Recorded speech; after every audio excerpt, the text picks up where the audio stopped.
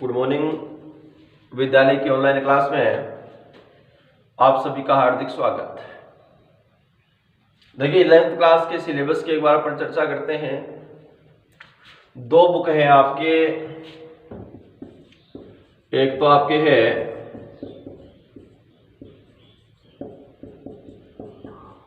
भौतिक भूगोल के मूल सिद्धांत और दूसरी बुक है आपके भारत का भूगोल। ठीक है, इस बुक में आपके सिलेबस में 16 लेसन है और इस बुक में आपके 7 लेसन है। ठीक है, अब देखिए मुख्यतः जो लेसन आपके इसमें से हटा दिए गए कौन कौन से lesson, lesson number 2, lesson number 4, lesson number 7, lesson number 10, lesson number 12, lesson number 13, ये लेसन आपके सिलेबस से हटा दिए गए। इसमें जो आपके लेसन हटाए हैं वो हैं lesson number 2, lesson number 4, lesson number 7। ठीक है, ये आपका हटाया गया सिलेबस है। ठीक है, यानी जो भौतिक भूगोल में 16 लेसन है, 16 लेसन में आपके कितने लेसन हटा दिए? ये 6 लेसन आपके हटा दिए गए। कौन कौन से लेसन? Lesson number 2, 4, 7, 10, 12, 13। भारत भूगोल में 7 लेसन है, इसमें से आपके कितने लेसन हटा दिए? 3। कौन कौन से? 2, 4, 7। ठीक है, अब इसमें जो लेसन बचे हैं तो आपका सिलेबस कितना हो चुका अब तक उसकी बात करें। देखो पहला लेसन आपका हो चुका, दूसरा हटा दिया गया, तीसरा लेसन आपका हो चुका, चौथा हटा दिया, 5वां 6वां कंप्लीट हो गया, 7वां हटा दिया, 8वां 9वां कंप्लीट हो गया, 10वां हटा दिया, 11वां कंप्लीट हो गया, 12वां 13वां हटा दिया, 14वां लेसन आपका कंप्लीट हो गया और आज अपन देख रहे हैं वो कौन सा लेसन है? 15वां लेसन। यानी केवल 15वां और 16वां लेसन, 2 टॉपिक तो इसमें बाकी है। इधर देखें पहला लेसन आपका कंप्लीट, दूसरा हटा दिया, इसमें आपके केवल कौन 3 टॉपिक बाकी हैं? लेसन नंबर 3, लेसन नंबर 5 और लेसन नंबर 6। और इसमें कौन सा लेसन बाकी है? केवल 15वां और 16वां। ठीक है, ये आपका सिलेबस है आज का। यानी जो बोर्ड के द्वारा जो पाठ्यक्रम हटा दिया गया है उस पाठ्यक्रम की अपन बात करें तो ये जो वो लेसन है जो आपके हटा दिए गए, ये वो लेसन है जो आपके हटा दिए गए।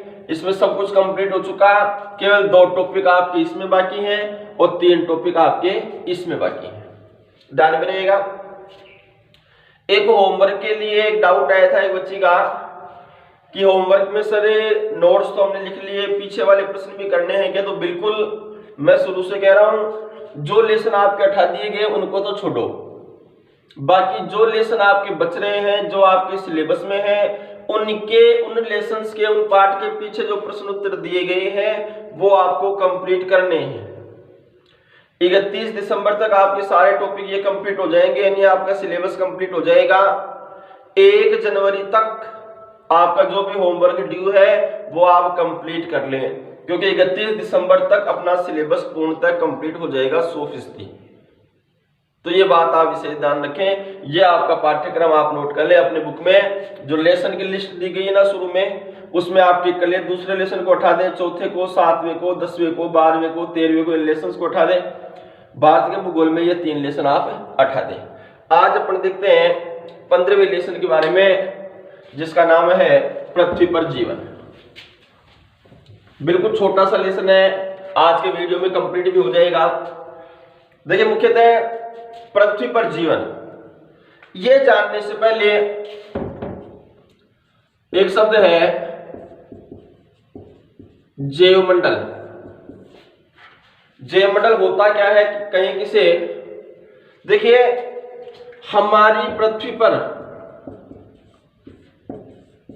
हमारी पृथ्वी पर जो निवास करने वाले सभी जीवधारी, चाहे वो मानव है, चाहे वो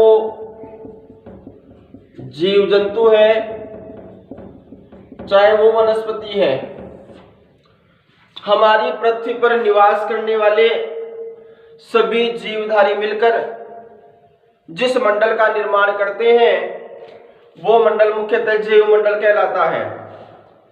मुख्यतः जैव मंडल और उसके घटक हमारे पर्यावरण के बहुत महत्वपूर्ण तत्व हैं।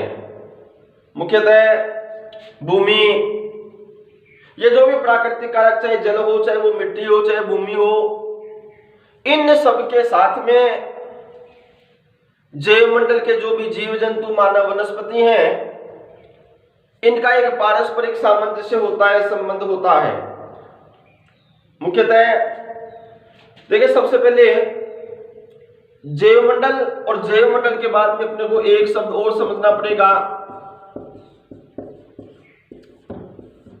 वो है पारिस्थितिकी। देखिए, पारिस्थितिकी है क्या?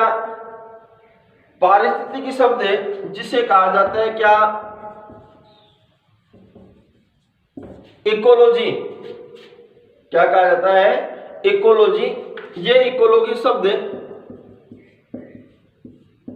ग्रीक भाषा के दो शब्दों से मिलकर बना है। पारिस्थितिकी कहते हैं इकोलॉजी को। इकोलॉजी शब्द ग्रीक भाषा के दो शब्दों से मिलकर बना है। दो शब्द कौन से? ओइकोस और लॉजी। ओइकोस एक शब्द तो OIKOS,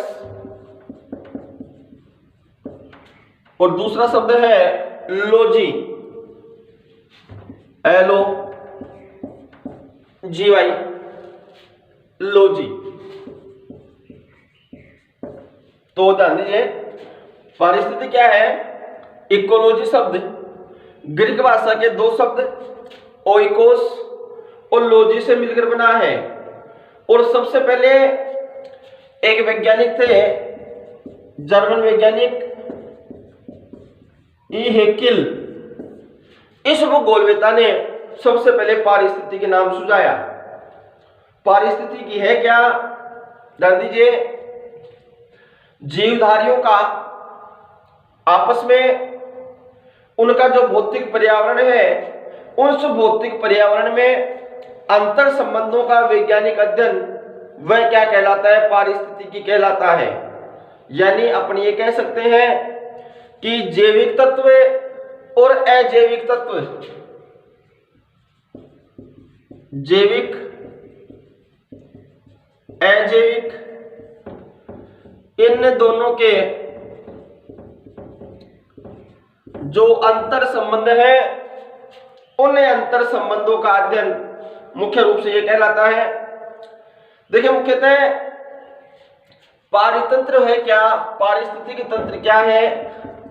पारितंत्र और उसके अपने प्रकारों की बात करें, ध्यान दीजिएगा, किसी विशेष क्षेत्र में, ठीक से समझिएगा, किसी विशेष क्षेत्र में किसी विशेष समूह के जीवधारियों का भूमि, जल अथवा वायु में एक ऐसा अंतर संबंध जिसमें ऊर्जा का प्रवाह व पोषण श्रृंखलाएं स्पष्ट रूप से समायोजित हो, उसे पारितंत्र कहा जाता है। और यह पारितंत्र कितने प्रकार का होता है?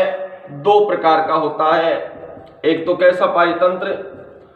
स्थलीय पारितंत्र, और एक होता है कौन सा? जलीय पारितंत्र। तो पारितंत्र के ये हो गए कितने प्रकार? दो प्रकार, स्थलीय पारितंत्र और जलीय पारितंत्र। आ रहा है समझ में? इसी प्रकार एक है खाद्य श्रृंखला। खाद्य श्रृंखला क्या होती है? किसे कहते हैं? देखिए, भोजन से ऊर्जा ग्रहण करने के लिए निरंतर जो भक्षण प्रक्रिया है, इसे दोहराने से जीवधारियों में ऊर्जा का जो आदान प्रदान होता है, जीवधारियों के इस आदान प्रदान से जो श्रृंखला बनती है, वह श्रृंखला कौन सी श्रृंखला कहलाती है? खाद्य श्रृंखला कहलाती है, जो कि खाद्य ऊर्जा भोज्य से भोजक को स्थानांतरित होती है। आ रहा है समझ में? इसी प्रकार इसके अंतर्गत और भी कुछ टॉपिक है, जैसे एक है खाद्य जाल के बारे में। खाद्य जाल क्या होता है? खाद्य जाल किसे कहें? देखिए, खाद्य जाल का अभिप्राय क्या है? एक पारिस्थितिकी तंत्र की विभिन्न आहार श्रृंखलाएं कहीं न कहीं परस्पर एक दूसरे से संबंधित होती हैं। इन आहार श्रृंखलाओं का जो सम्मिलित रूप है, इन आहार श्रृंखलाओं का जो मिला हुआ रूप है, वह सम्मिलित रूप खाद्य जाल कहलाता है। एक सीधा सा उदाहरण देखो, एक चूहा है। चूहा निर्भर होता है जैसे मान लो अन्न पर। वह अनेक द्वितीयक उपभोक्ताओं का भोजन है, और जो तृतीयक मांसाहारी है, वो अनेक द्वितीयक जीवों में से अपने भोजन की पूर्ति करता है।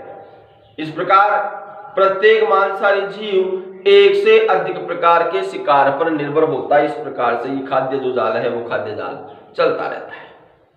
एक देखोगे आप इसमें एक वही प्रश्न बता रहा हूं जो महत्वपूर्ण है, वही टॉपिक बता रहा हूं जो आपके सिलेबस के अकॉर्डिंग है। एक है बायोम। देखिए, बायोम क्या है? बायोम किसे कहें?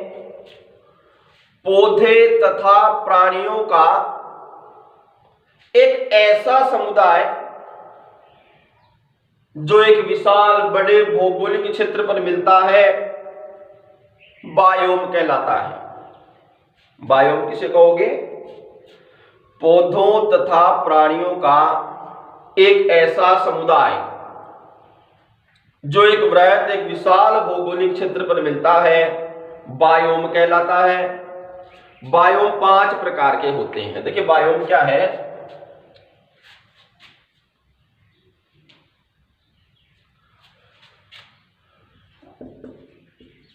पौधे और प्राणियों का एक ऐसा समुदाय जो कहां पाया जाता है? एक विशाल भौगोलिक क्षेत्र पर पाया जाता है। उसे क्या कहा जाता है? उसे बायोम कहा जाता है। बायोम कितने प्रकार के होते हैं? बायोम 5 प्रकार के होते हैं। 5 प्रकार के बायोम कौन कौन से, ध्यान दीजिएगा।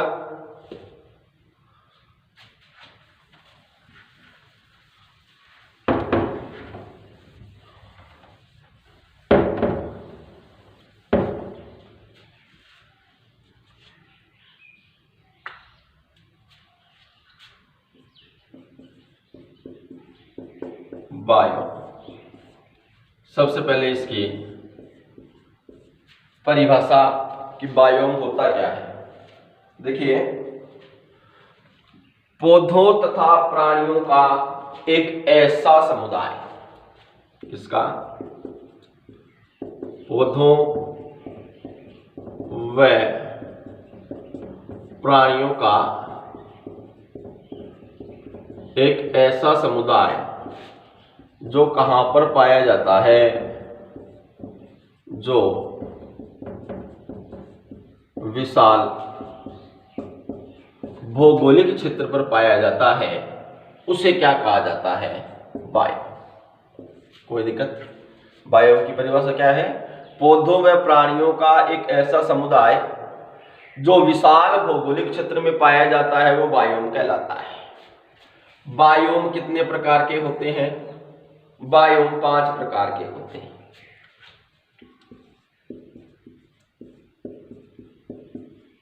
वन बायोम,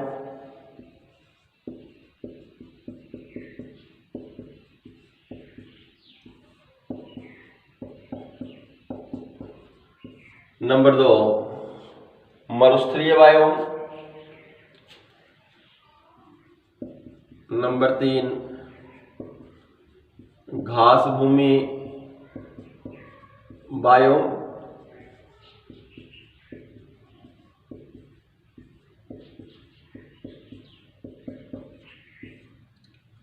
नंबर 4 जलीय बायोम,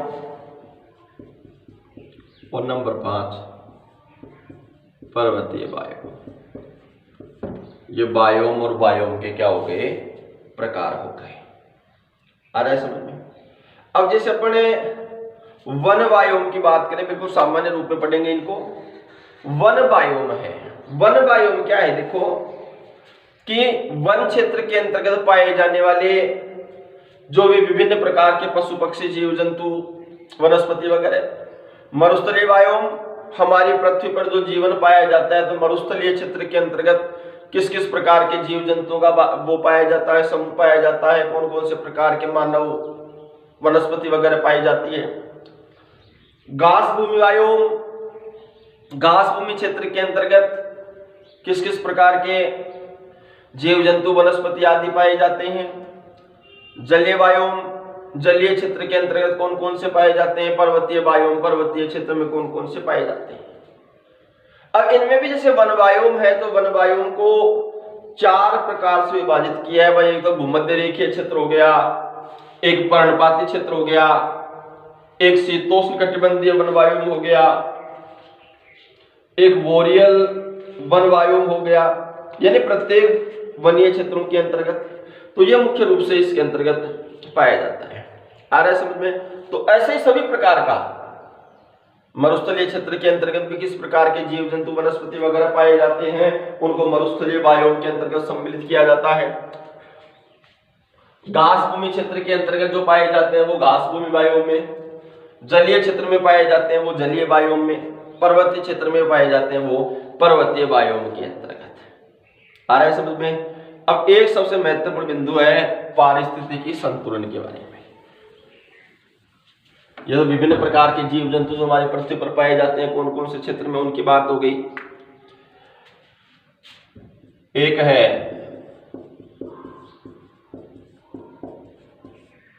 पारिस्थितिकी संतुलन। देखिए पारिस्थितिकी संतुलन क्या है, ठीक प्रकार से, जो बिल्कुल सिंपल है। किसी पारिस्थितिकी तंत्र या आवास में जीवों के समुदाय में परस्पर गतिक साम्यता की अवस्था। जीव समुदाय जो है इसमें गतिक साम्यता की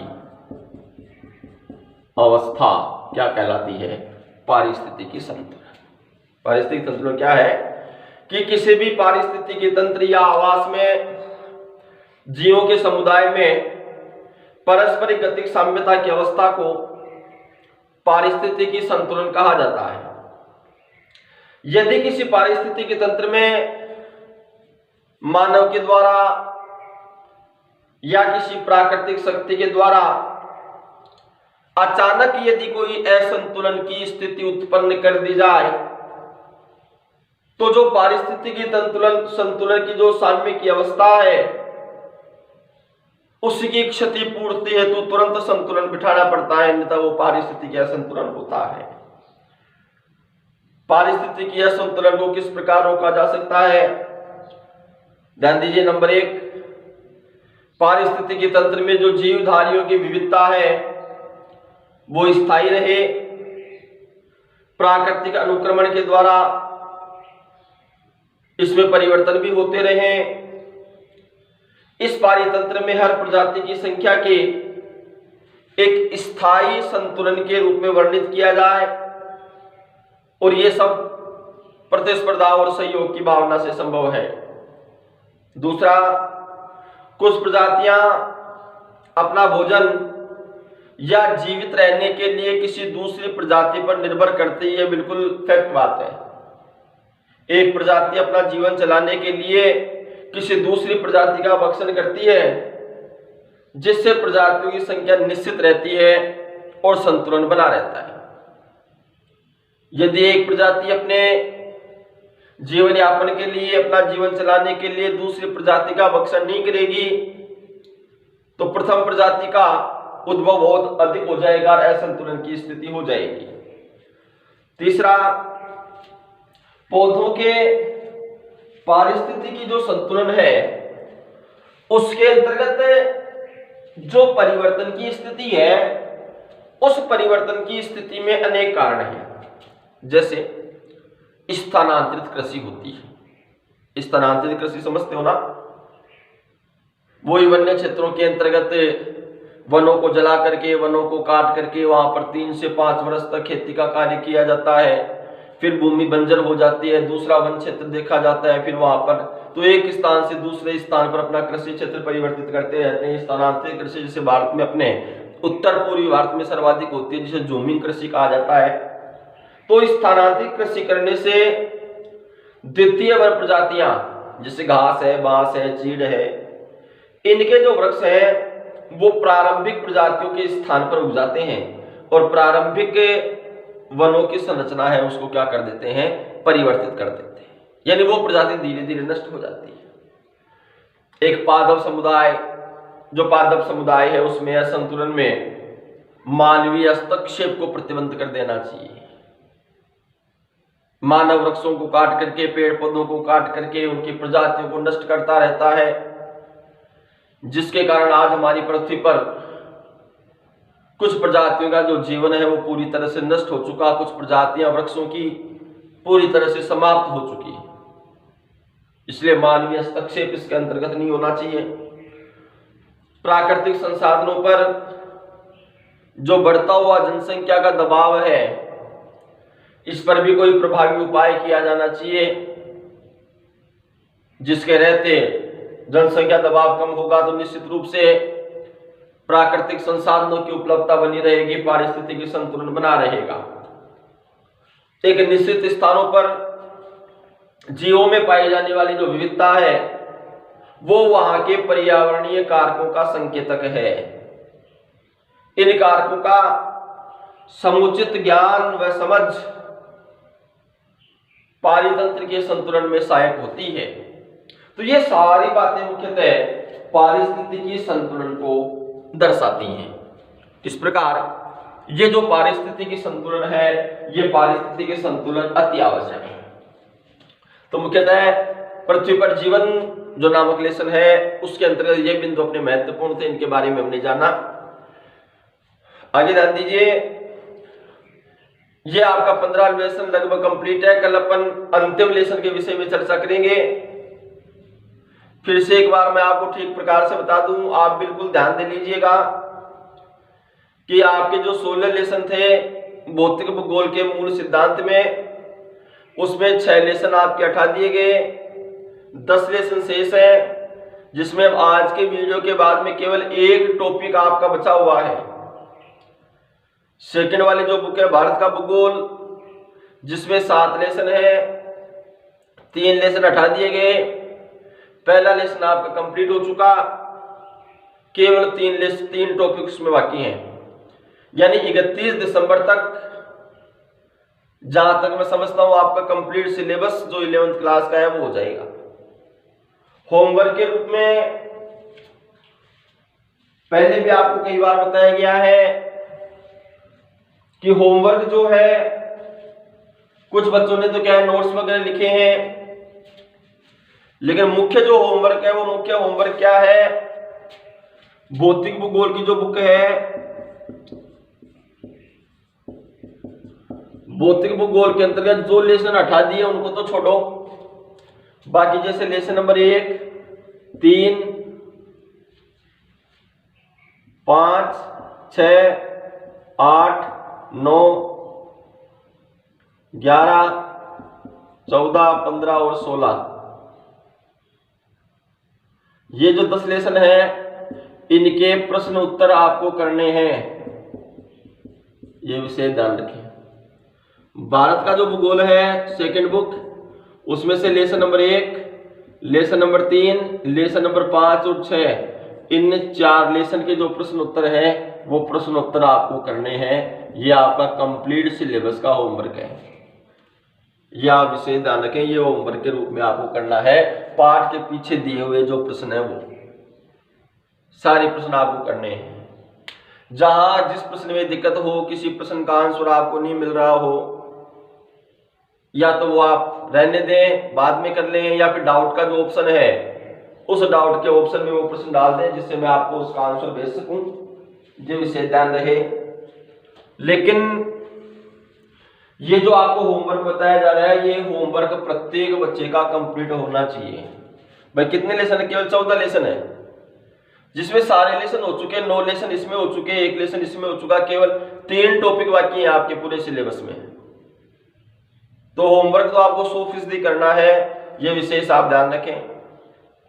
अभी भी जहां जिस लेसन में, जिस टॉपिक में आपको कोई दिक्कत है, कोई प्रश्न, कोई टॉपिक आपको समझ में नहीं आया हो, तो आप उसे फिर से पूछ सकते हैं, दोबारा पूछ सकते हैं, दोबारा बता दिया जाएगा।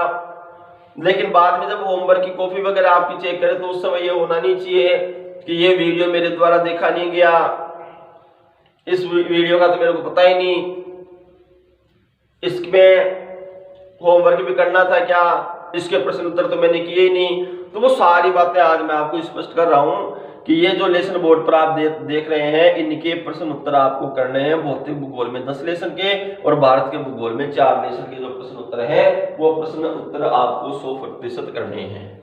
ये आपका कंप्लीट होमवर्क है, ये आप इसे ध्यान रखें। इसमें किसी प्रकार की कोई दिक्कत आपको नहीं होनी चाहिए, ठीक है। दूसरा,